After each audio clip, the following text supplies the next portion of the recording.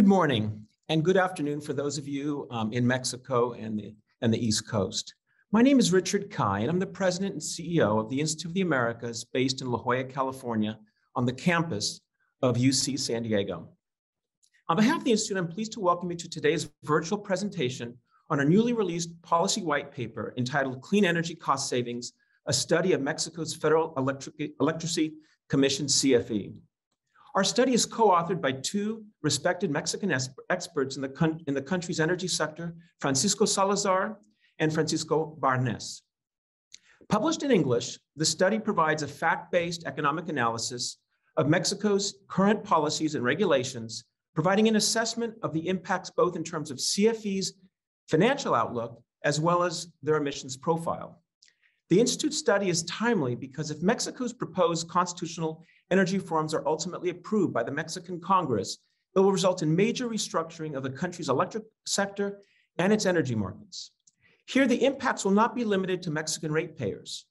If the reforms are approved, it will serve to disincentivize investment in renewable energy, in particular wind and solar.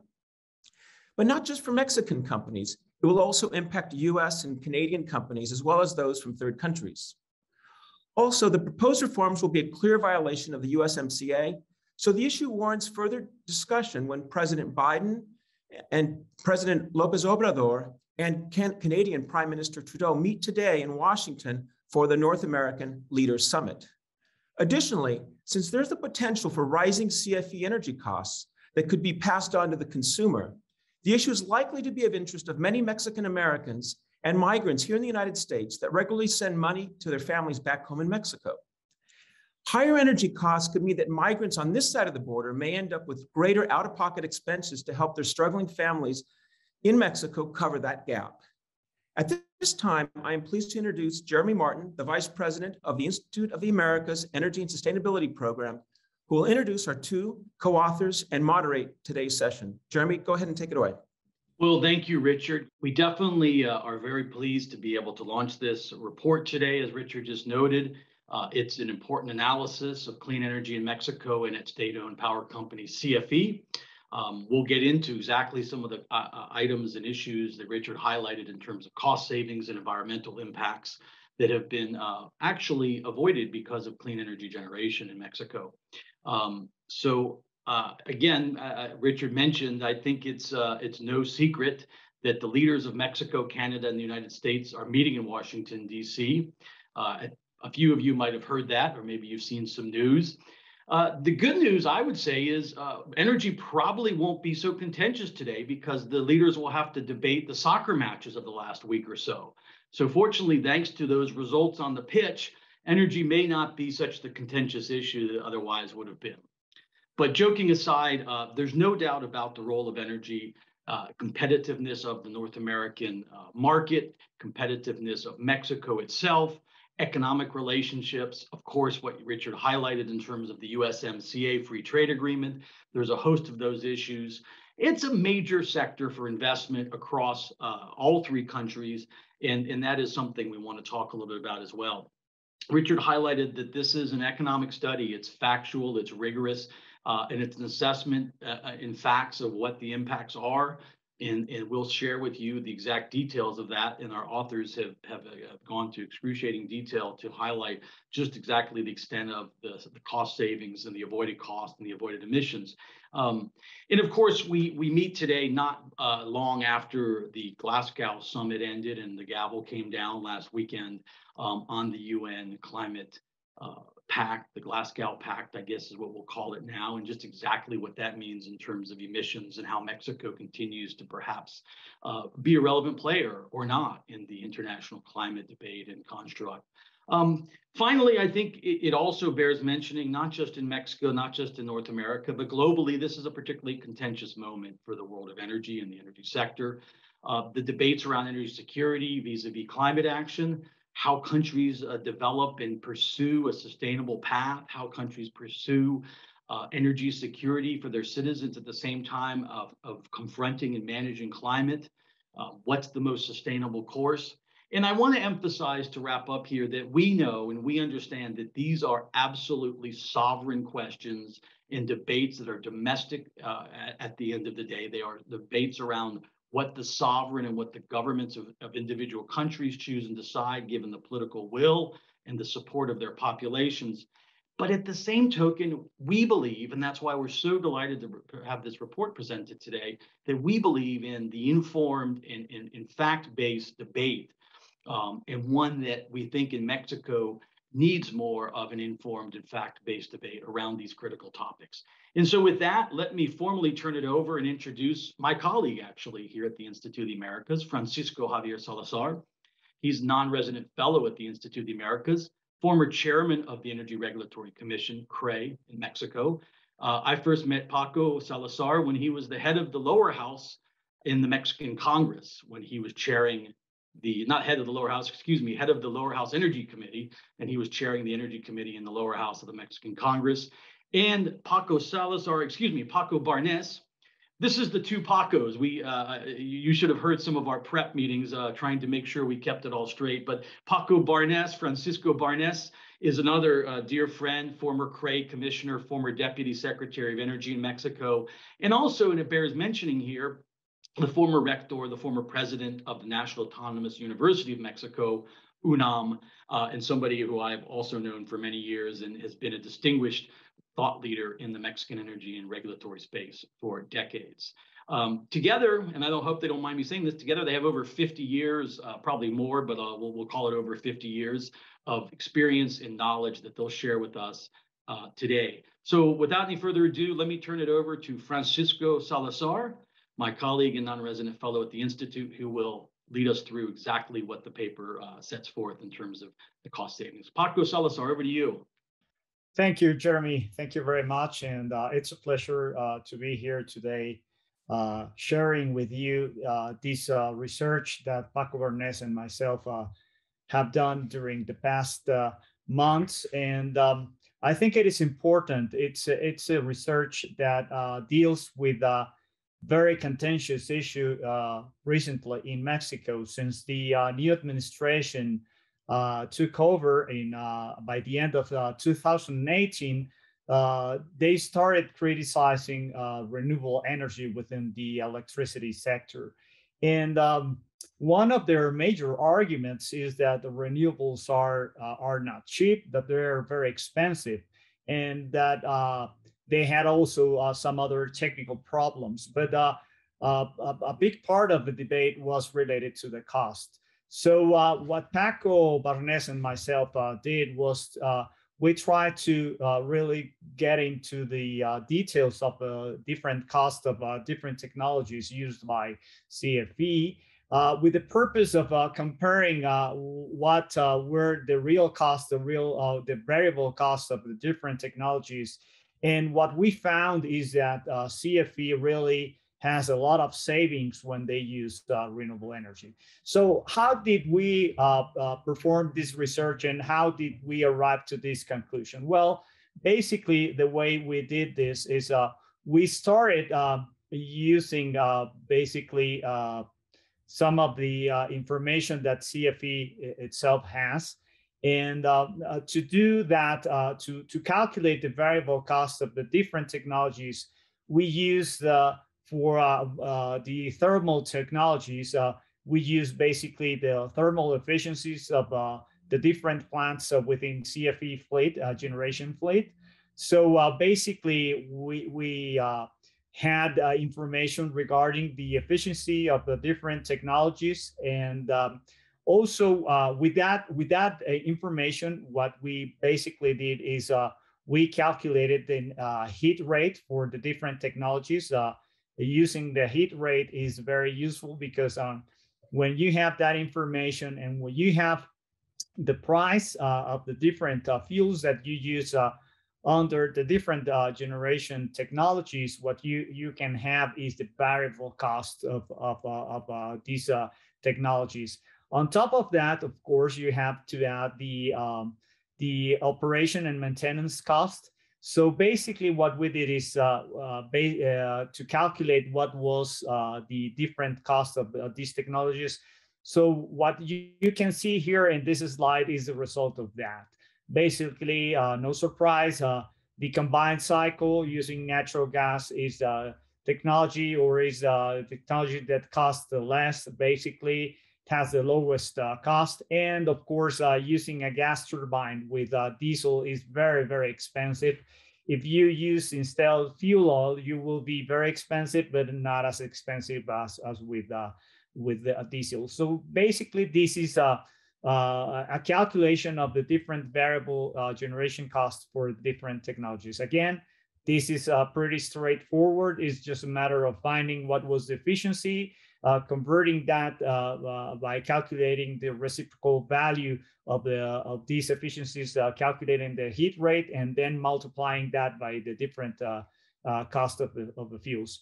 When we did this was a couple of months ago. Of course, now with the price of gas going up, the cost of the variable cost of gas can be a little bit higher than that. But I think it's a good number we can still use for comparison purposes. So after that, basically what we did is we compare that with the rates that are approved by the Energy Regulatory Commission.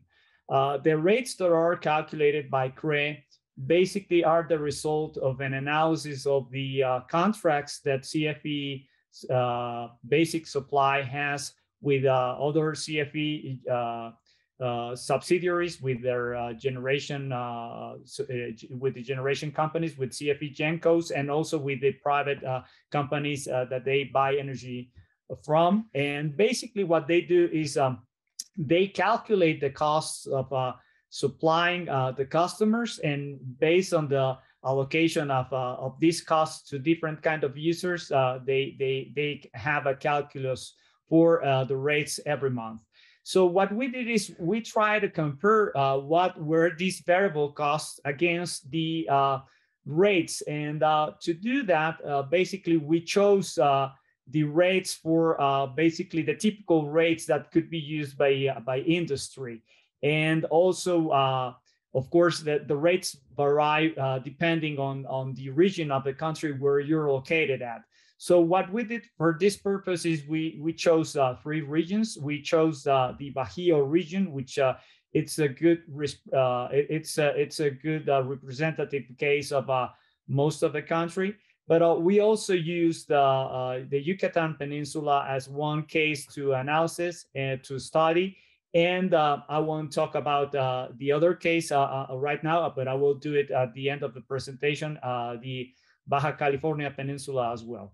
So what you can see here in this slide is that when you generate with fossil fuels, there are some times when you do not recover all those costs. Particularly if you use fuel oil. We didn't include diesel because it's even worse. But when you use fuel oil, there are times when you cannot recover your costs. So it's very expensive to generate with fuel oil. You lose money, or CFE loses money when they generate with fuel oil. And unfortunately, fuel oil is the kind of fuel that they are being trying to push. This administration has been pushing very strongly.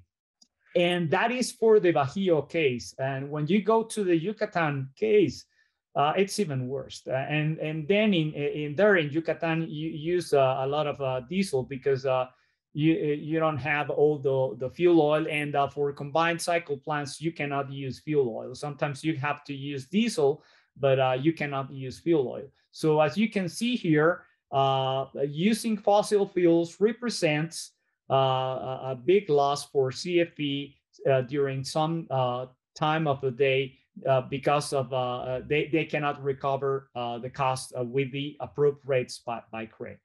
So finally, what we did is we compared those variable costs with the cost of the long-term auctions. The long-term auctions that were performed during the past administration were really successful in terms of obtaining or getting very low prices. So what you can see here is that when you compare the results of those long-term auctions, the energy cost plus the cost of the clean energy certificate, and you compare that with the variable cost of the different generation plants that CFE has using the different fuels, those long-term auctions are really competitive.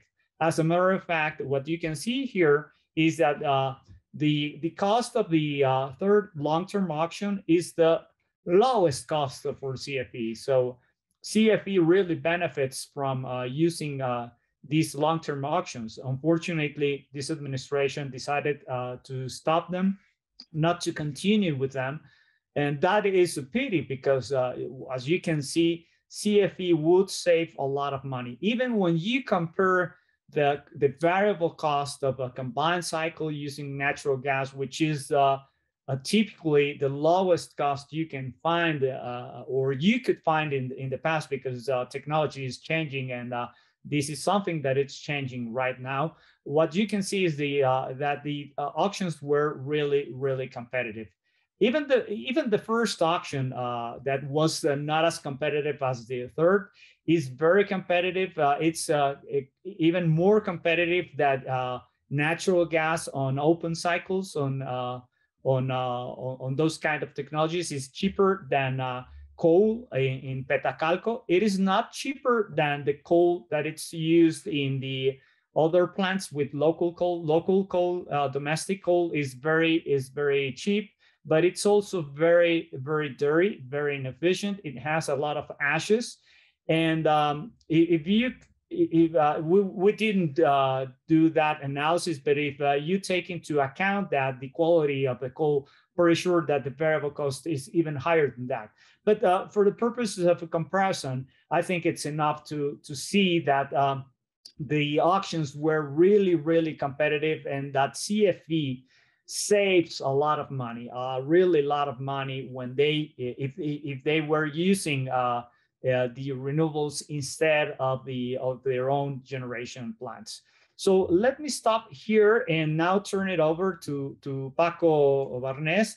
He will now discuss the other part of the analysis, because we not only did the analysis with the variable cost of, but also we did an analysis considering what would be the cost of emissions. So Paco, I turn it over to you. Thank you, Paco. As Paco mentioned, our analysis wouldn't be complete if we don't take into account the emissions that are derived from each of the technologies and each of the fuels that are available to the Mexican Electricity Power Commission. We analyzed 4 of the major emissions: carbon dioxide or carbon dioxide equivalent, the sum of carbon dioxide, methane, and other emissions from the different power plants, which is the first graph, which is quite important for climate change impact. And as you see, in terms of fossil fuels, the one that contributes the least to greenhouse emissions is, of course, natural gas. It's followed by fuel oil, diesel, and the most contaminant fuel is obviously coal. In terms of NOxes, which are important for the environment, in the local environment, and the production of the acid rain, but particularly important in the formation of the fog that clouds the cities. It's the one that contributes the most is diesel. Coal and fuel oil are quite important emitters as well. In terms of particle emissions, which is the right one, the graph in the right, which is also very important in terms of human health, it's fuel oil is the worst of all, much more than even coal. And the lowest by far is natural gas. And in terms of sulfur dioxide, which is the major producer of the acid rain that impacts on the environment, both locally and regionally, because it travels many kilometers before it falls down as acid rain or becomes small, tiny particles of ammonium sulfate, which damages health as well. By far, the worst contributor is the fuel oil, particularly in Mexico, because the fuel oil that is produced in the Mexican refineries has a high concentration of sulfur, because we start with Mexican oil that been refined in our refineries that is heavy crude oil, and even the light crude oil that we have have a high concentration of sulfur. And therefore, in terms of emissions that affect the environment, fuel oil is the worst in all the cases that were analyzed, and even worse than coal in the case of the fuel oil that we are using in Mexico. But how do we convert this to additional cost that the country has to face? And we turn to the analysis of equivalent variable cost, which is equivalent cost is what nations and companies are using to analyze the long-term strategies. That is the cost that incorporates the real cost, the cost that in terms of money expended that has to be faced with, as well as the cost of the emissions that the project, or whatever they are analyzing is emitting at the time, and putting a value to those emissions is an expected value that they will have to face in the future.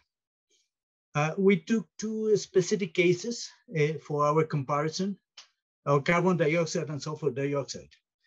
What we took for carbon dioxide, the European carbon market that is in place at the moment, which has been in operation for several years, which is a carbon market that applies to the major CO2 emitters that were in the European Union.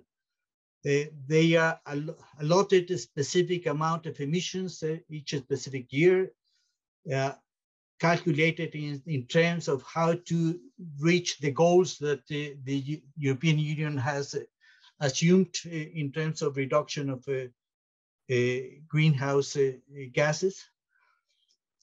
As I said, each specific company, each specific major emitter is allotted a specific amount of CO2, and each company at the end of the year have to meet with those specific amount of emission allowances that they had. If they were able to move forward and reduce their emissions in a faster pace, they can sell these emission allowances to other companies or other emitters that have been slower to meet the goals and are over the limit that they were allowed for that specific year. So there's a market for that, and the specific value of the market in the middle of this year, we took that value as a reference for the value of this emission of CO2 gases from thermal plants in Mexico that we would have to pay if we are forced to join a system like that in the near future, particularly as part of the agreements of North America to reduce their greenhouse emissions to the world. And the other big emission that we have in Mexico that is damaging the world, the environment and health, are the SO2 emissions, the sulfur oxide emissions that are produced mostly by the use of the Mexican fuel oil. And for that, we took as a reference the very successful market for reduction of SO2 emissions in the United States that prevailed for many years and was really the key instrument that the United States put in place to reduce the impact of sulfur dioxide emissions that were generating the acid rain problem that was affecting the United States. And we took a price for the SO2 that prevailed in that market in the time when it was lower, more constant. As a reference, we brought that price to real dollar values at the moment. And we added for our calculations the cost of these two harmful emissions to the environment, CO2 and SO2. And on top of the real cost of the cost of the fuels that CFE has to pay at this moment. When we add up that and calculate this variable equivalent cost, it's very clear now that the clean energies that CFE has at its disposal as a result of the 3 auctions that took place that provide clean energy mostly from wind and solar power plants that were installed in the last 10, 15 years, particularly as a result of the auction in the last 5 years, which are the ones shown to the left. They have a very clear advantage of any other fossil fuel technologies that CFE has at his disposal. Even the most efficient combined cycle plants with very high efficiency, close to 60%, that is using natural gas, which is the next one. Natural gas has a clear advantage over any other of the fuel oils, of the fossil fuels. Coal is the next one. And the last 2 correspond to fossil fuels, to fuel oil, which is costly, it damages the environment and affects the health of the population. And it's very clear the advantages in this graph of the use of clean energies for the supply of electricity in the Mexican environment, as opposed to what is being claimed recently by the CFE, claiming that they are incurring in a loss by having to give access to the power grid to these power plants, clean energy power plants.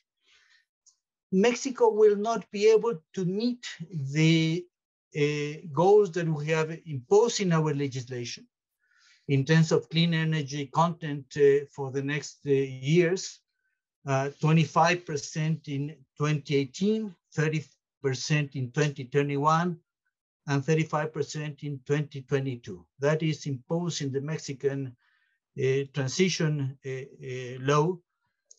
And as well as the goals that we have committed internationally in the Paris Agreement as part of our voluntary goals that we have committed to achieve by 2030. And the graph to the right shows clearly that we are not even close in the business as usual environment to meet those goals. The first one in 2018 were far behind. Instead of 25% of clean energy, we generated 22%. We reached the 25% limit in last year, but not because we increased dramatically the production of clean energy for power generation. As you can see, the green bars, which represent the green energy generated, is growing very slowly. It was because of the pandemic that we had a big reduction in power demand in the country, as most of the other countries in the world. And therefore, since green energies are dispatched first, and then the fossil fuels in the system in place at this moment that CFE wants to replace in the new legislation, then the amount of of power produced with fossil fuels was reduced, and the proportion of clean energy obviously was increased. But in a business of usual mode of operation, the goal for this year of 30% and the goal of 2024 of 35% obviously would not be able to meet. And that's in a business as usual, as I mentioned, where most of the new power plants using clean energy are being installed by the private companies, by private investment, based mostly in solar and wind plants. At this moment, we have in the country about 26,000 megawatts of clean energy or renewable energy plants installed in Mexico. Half of that, and it's exactly half and half. Half of that is in place in CFE power plants, mostly high or large hydro plants built up to 10 years ago. Probably one was built more recently, and a smaller part, about 10% of the CFE source of clean energy is geothermal power plants that haven't been increased in capacity in the last 15 years. The other half of the renewable energy capacity that we have in place have been installed by the private investment. In the last 10 years, at an accelerating pace in the last few years, as a result of the energy reform of the last administration. And as I mentioned, mostly in wind and solar. And that investment is the one that is being paralyzed at the moment by the initiatives put in place by the federal government, both in terms of restrictions of private industry to participate in the market, in the power market, as well as the threat of the new initiative to cancel the contracts of the existing power plants, as well as the idea that CFE has to modify the dispatch system to, instead of dispatching those plants that have the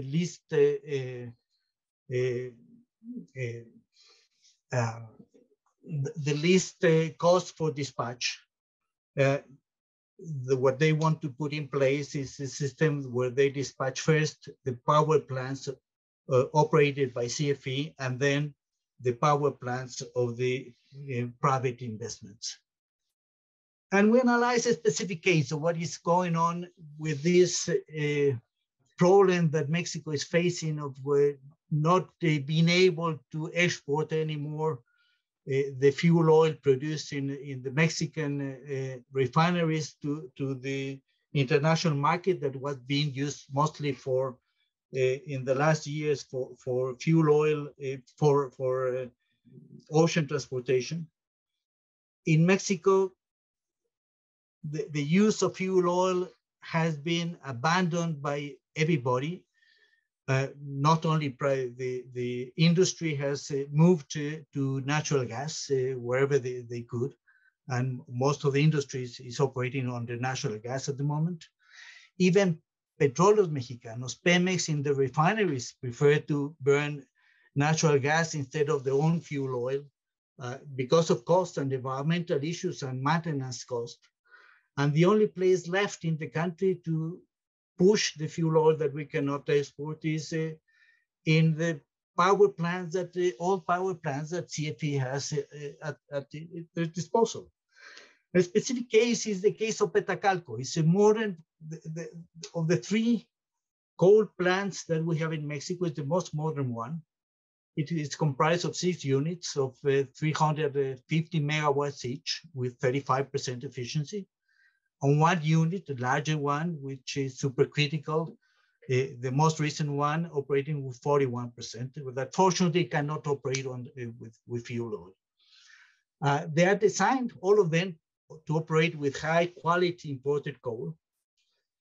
But the first 6 units may operate with fuel oil in an emergency. They are able to burn to feed it to the burners fuel oil instead of coal. And CFE has been doing that for the last 12 months or more than that. Just in terms of the difference in cost between the official price of fuel oil sold in Mexico, reported by the Energy Ministry, and the cost of the imported coal put in the power plant, that represents a loss of $1,200 million per year. That's the cost of a very large combined cycle plant, 1 per year. We're losing the capacity to put them. But worse than that, the SO2 emissions generated by the use of fuel oil instead of coal, we are generating close to 1,000 tons per day of SO2, which turn in more than 1,200 tons per day of sulfuric acid in the atmosphere, the main source of acid rain in the country, which has a large potential for impact on environment and on health of the population. And even worse for CFE, this coal plant is not designed to operate on a normal, consistent way with fuel oil, and therefore is not able to cope with the internal corrosion that the fuel oil with high sulfur is generated in the plant. About 1 to 2% of the SO2 that is generated in the plant is transformed into SO3, sulfur trioxide, by way of the catalytic impact of the the vanadium pentoxide that is deposited in the walls for interchange to interchange heat and recover heat at the exit of the boiler. And why is that? Because fuel oil in Mexico not only has high content of sulfur, but also it has a high content of vanadium, which transforms in pentoxide and deposits in the heat exchange surfaces, and that produces SO3 that reacts with water and produces sulfuric acid, which produces an accelerated corrosion on the heat exchange surfaces, as they discovered when they had to stop the plants because there was a local problem of that restricted the flow of the transportation of fuel oil from the refineries in Tula and Salamanca of fuel oil to the operation of Petacalco. And the question at the end is why a fuel that can no longer be burnt in the middle of the ocean? All of the countries in the world, Mexico included, agree that fuel oil with this high content of sulfur shouldn't be burnt in the middle of the ocean because of the environmental impact. Now we have decided to use it in power plants located nearly highly populated locations, creating economic problem, health problem, an environmental problem, and now also a problem of we have to modify the legislation and modify the way we dispatch the power plants in order to be able to use more fuel oil in our power plants.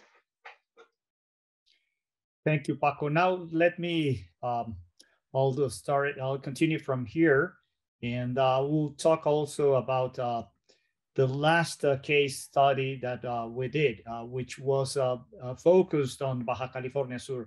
As I mentioned in the beginning of the presentation, when we compared the rates and variable cost of different technologies used by CFE, it was really clear that CFE was losing a lot of money, both in Bajío, but also in the Yucatan Peninsula.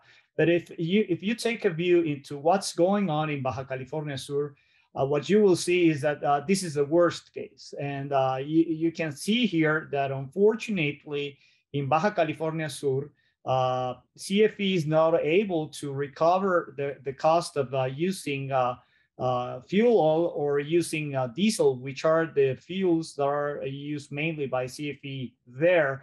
Right now, they are bringing some natural gas into the peninsula, but still that is not enough, and they will continue losing money.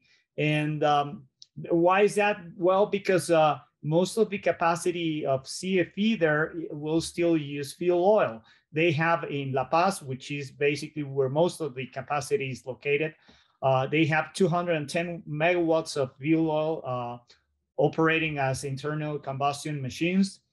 They also have these open cycle steam plants that also use fuel oil, and the gas turbines, well, they're using diesel. They could use gas, but we will see. And you know, those gas turbines are used only during peak hours. And so really, there's a big opportunity in Baja California Sur to both reduce cost and also have a better environment using renewables. Renewables and distributed generation are really a cost-effective alternative for the peninsula. And that is really important when you take into account the estimated emissions of year 2020, which were really high. We are talking about 1,300 million tons of CO2 equivalent and 1,600 tons of sulfur dioxide. And when we use the same cost that Paco was mentioning before, this amounts to $90 million US. So this is a lot of money, and really there's a huge opportunity to convert the electric system in that part, save money, and really improve the environment in that region. So now let me finalize with the conclusions. I will talk about the first two conclusions. Paco Barnes will cover the rest. But as we have been showing, it's really clear that the variable generation cost of fuel oil and diesel, the plants used by CFE, cannot be recovered with their current rate structure. And this is not going to change. The current rate structure is designed to be efficient, and of course, it incentivizes to use cleaner and efficient technologies. And but the good thing is that CFE has already contracted through the long-term auctions clean energy that can save them money. And they should, at least this is our opinion, they should continue doing that instead of using more fuel oil, which is basically the result of having excess production of fuel oil as a result in turn of producing more gasoline in the old refineries in the countries. Instead of that, they could stop that, and they could start using more renewables. They would save money and they would improve the environment. And now let me turn it to you, Paco. Yes, it's clear from what we showed that the clean energy portfolio goals that in Mexico are mandated by law and we were committed by Mexico in international agreements appear to be impossible to achieve even under normal circumstances. But we will get much farther from that, from those goals, if we modify the scheme of dispatch of the power plants to dispatch first the CFE plants rather than the clean energy power plants in the hands of the private investment. Power plants fueled by coal or fuel oil instead of natural gas generate not only more greenhouse gas emissions, but also much larger amounts of other very harmful pollutants, such as SO2 and NOxes and particulate matter. Imposing the use of fuel oil instead of natural gas has been done in Mexico, or imported coal as was done in Petacalco, is causing important economic losses even to the power company, as well as significant damage to human health and the environment. And as I mentioned before, it's a significant contradiction that the fuel that is no longer allowed to be used in the middle of the ocean is being used in densely populated locations to fuel power plants. Well, thank you very much to the two Pacos, to Francisco Barnes and Francisco Salazar. We greatly appreciate the summary of the report. We do have an opportunity now to get into some of the questions, and thank you all very much. But let me jump in and abuse the moderator's prerogative here and ask Francisco Salazar a question. And I want to take advantage of this amazing coincidence that when we planned this report launch today several weeks ago, it ended up on the same day that the three leaders from Canada, United States, and Mexico are meeting in Washington. So let's go back up to a 32,000-foot view in taking this research and analysis.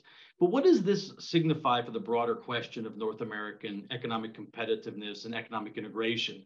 And obviously, as you answer the North American question, as you finalize that thought, what does it mean, obviously, for competitiveness in Mexico, but sustainability of CFE?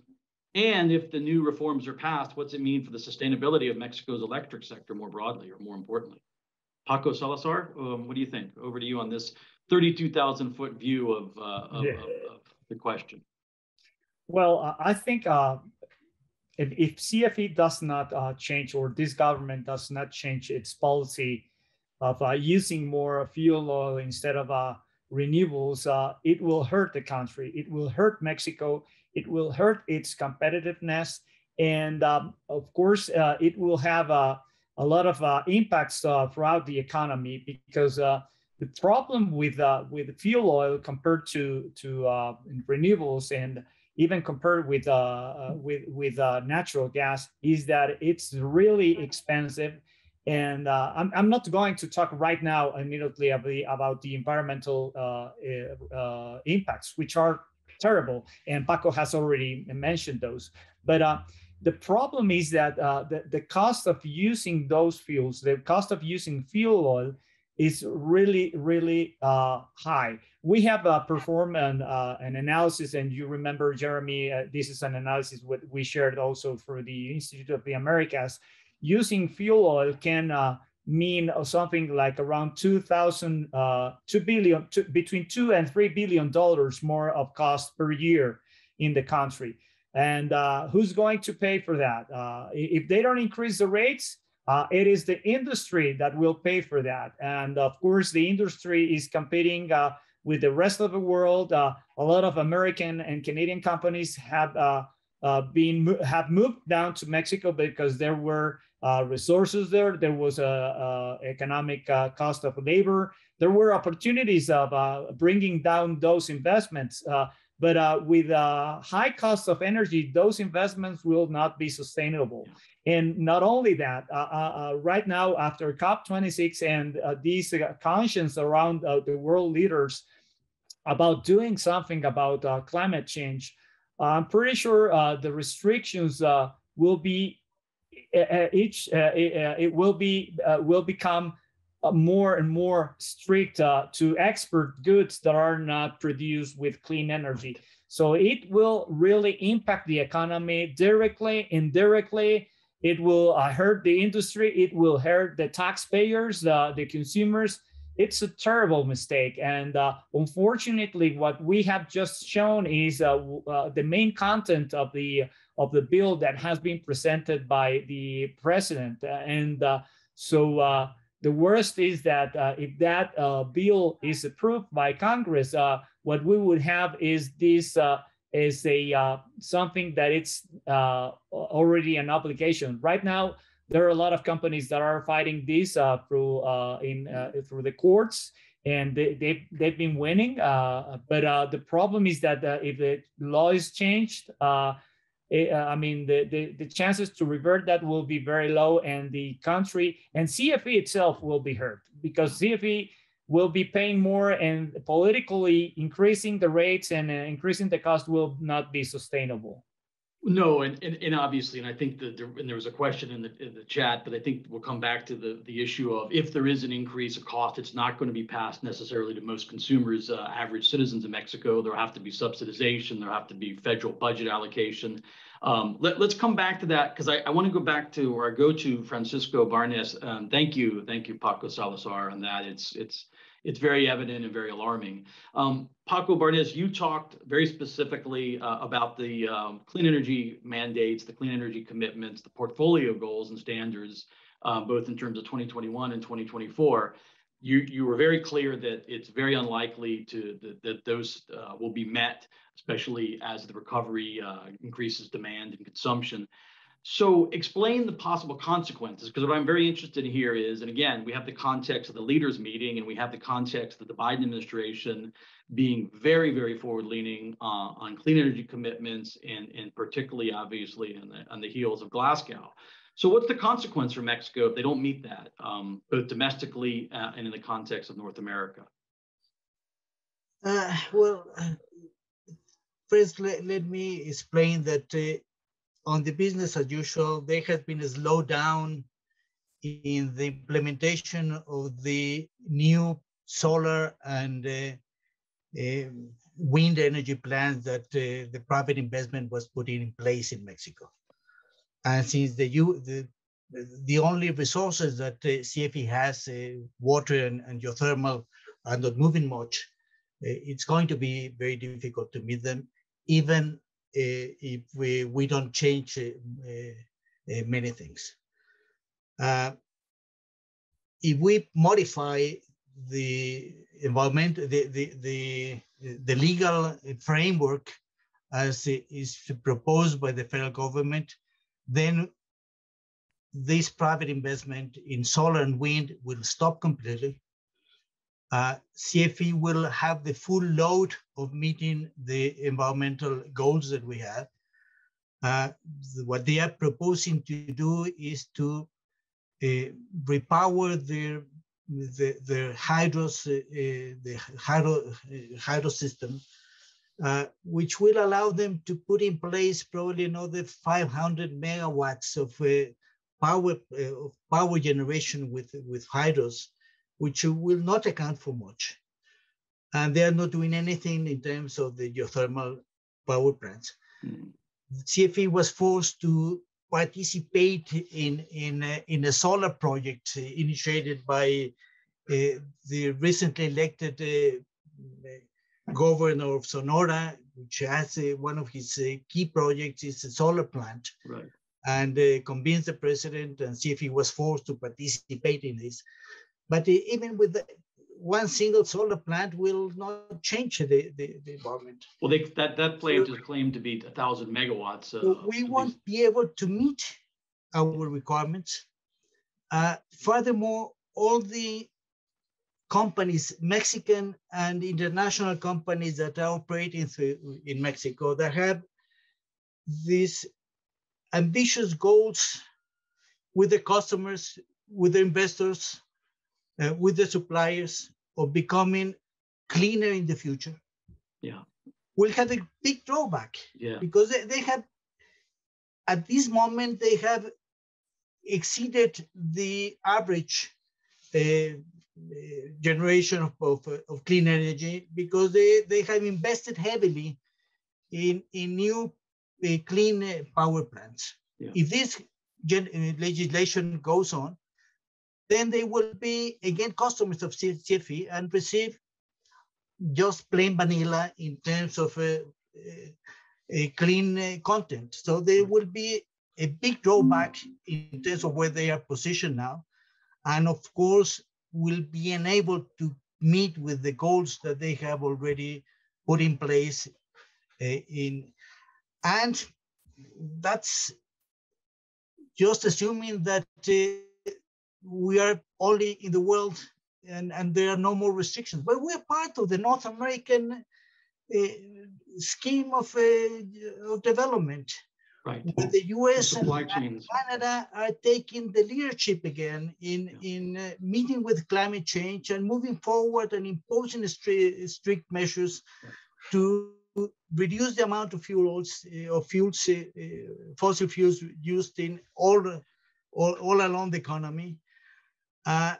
And Mexico will be out of space with the efforts of the two major partners that Mexico has at this moment. So we will pay much more in terms of competition and future investment if we take this road. Well, we have to wrap up, but I want to say that we understand that the vote on the initiativa, the proposed new law, is not until April next year.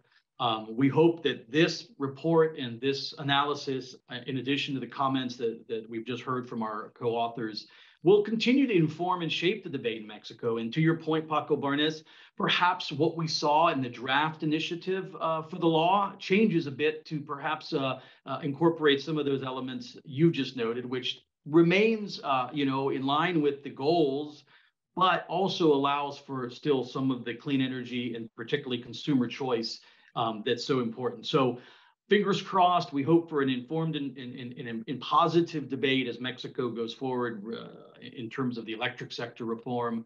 From the Institute of the Americas, we're always delighted to be part of this public policy debate. And we want to again thank Francisco Salazar and Francisco Barnes for their wonderful work and effort to prepare this report together with the Institute of the Americas. And we want to thank UCTV for hosting us today and collaborating. And again, thanks everyone who joined us. Thank you so much for all of the questions. It was almost impossible to respond to everyone. Thank you all. Have a wonderful day.